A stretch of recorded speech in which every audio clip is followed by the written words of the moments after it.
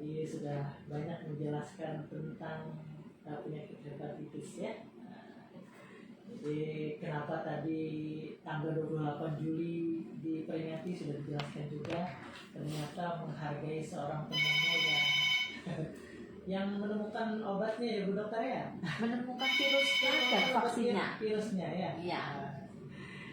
Nah tadi dari WHO juga sudah ada penanganan, maksudnya tindak lanjut dari WHO, jadi tadi bisa dijelaskan juga Bu Dokter ya. Ya. Nah, sekarang kita bakal sama-sama mendengar bagaimana perkembangan hepatitis di Indonesia.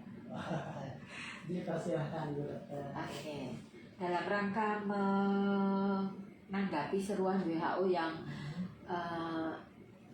mencoba ya, WHO berusaha untuk mengeliminasi atau meniadakan virus hepatitis B di tahun 2030.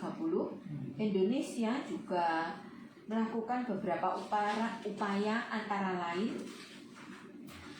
screening hepatitis B pada ibu hamil. Jadi setiap ibu hamil dilakukan pemeriksaan hepatitis B, termasuk juga HIV dan sifilis. Jadi setiap ibu hamil dilakukan pemeriksaan HIV, sifilis dan hepatitis B. Itu. Kedua, screening hepatitis C pada populasi yang berisiko, terutama pada penderita HIV yang positif dan pasien-pasien hemodialisa. Jadi pada orang-orang HIV ya, orang dengan AIDS dan HIV itu juga diperiksa hepatitis C-nya. Kemudian juga pasien-pasien yang melakukan pemeriksaan cuci darah itu juga dilakukan pemeriksaan hepatitis C. Kemudian yang ketiga, upaya Indonesia untuk supaya mengeliminasi juga hepatitis di tahun 2030. Upaya yang ketiga adalah melakukan gerakan imunisasi hepatitis B untuk bayi yang baru lahir. Nah, ini program nasional gitu ya. Jadi sampai sekarang setiap bayi-bayi lahir dilakukan vaksinasi. Kemudian pemberian hepatitis B imunoglobulin pada bayi dan ibu dengan hasil screening hepatitis B yang reaktif. Jadi kalau ibunya hepatitis B, bayinya juga hepatitis B, dilakukan pemberian imunoglobulin hepatitis B. Jadi sesuai dengan namanya tadi lah. Iya, virus yang diidapnya. Virus yang diidapnya maksudnya. Betul. Kemudian yang kelima, melakukan pengobatan pada ibu hamil yang memenuhi syarat antivirus hepatitis B. Jadi diberi pengobatan antivirus hepatitis B untuk ibu-ibu hamil yang mengidap hepatitis B. Itu upaya Indonesia yang sudah dikerjakan untuk ikut upaya WHO untuk mengeliminasi hepatitis di seluruh dunia sampai tahun 2030. Seperti itu. Dan sampai saat ini masih berjalan ya Dokter ya? Masih berjalan, iya. Untuk bayi tadi ya? Iya, betul. Tadi diberikan vaksinasi. Iya. Silahkan dilanjut lagi untuk selanjutnya. Nah, dari segitu banyak tadi ya virus-virus hepatitis dari A, B, C, D, E, G dan hepatitis TT, virus hepatitis TT. Kita akan bicara tentang 3 virus yang banyak diidap di Indonesia. Nah, gitu ya. Hepatitis A, hepatitis B dan hepatitis C gitu. Meskipun hepatitis B, E dan G ada, tapi itu jarang ditemukan di tempat kita. Yang banyak cuma A, B sama C aja. Betul, iya. Nah, kita bicara tentang hepatitis A dulu. Virus hepatitis A itu merupakan infeksi virus hepatitis A pada organ hati tadi ya. Hepatitis adalah infeksi virus hepatitis pada organ hati. Jadi kalau virusnya A, jadi hepatitisnya atau penyakitnya namanya penyakit hepatitis A, gitu ya. Yang ditularkan melalui rute feko-oral, artinya dari makanan yang tercemar kotoran yang mengandung virus hepatitis A. Jadi ya ini hati-hati kalau makan di warung, gitu ya. Kalau nah itu jajan apalagi warungnya pinggir sungai gitu ya, nyucinya piringnya gitu ya. Nah itu ya, banyak kelebihannya kelebihan kumannya maksudnya. Nah lebih dari 75% orang dewasa itu kalau kena atau berpenyakit hepatitis A itu dia bergejala, menimbulkan gejala. Tapi pada anak usia kurang dari 6 tahun 70% tidak menimbulkan gejala. Jadi justru tidak bergejala pada anak-anak di bawah 6 tahun. Ini lebih kuat daya tahan anak-anak ya, Bu? Iya, tampaknya ya. Tampaknya gitu ya. Kemudian apa sih yang dirasakan oleh pasien-pasien hepatitis A? Keluhannya apa? Demam, penurunan nafsu makan, badan terasa lemah, letih, dan lesu.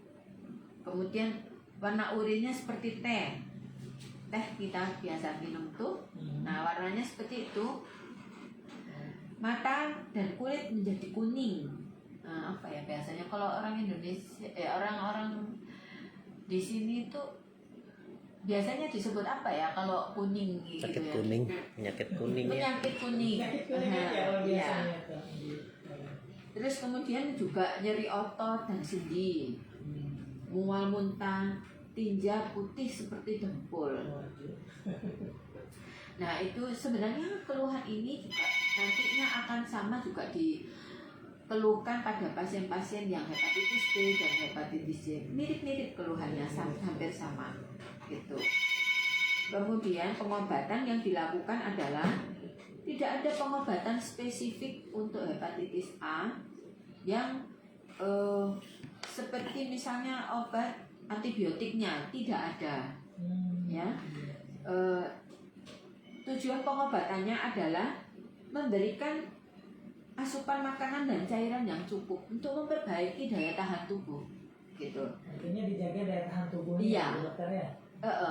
Untuk meningkatkan daya tahan tubuhnya dengan tirah baring, kemudian obat-obat yang diberikan sesuai dengan yang dikeluhkan. Misalnya demam ya kita beri paracetamol, gitu, obat-obat penurun demam. Kemudian nafsu makan ya kita beri vitamin gitu. Untuk menghilangkan rasa lemah, letih, lesu ya ada vitaminnya gitu ya. Jadi tirah baring istilahnya harus istirahat. Sesuai dengan apa yang dikeluhkan gitu ya. Betul sekali obat-obatannya. Dan yang paling utama itu adalah istirahat. Benar.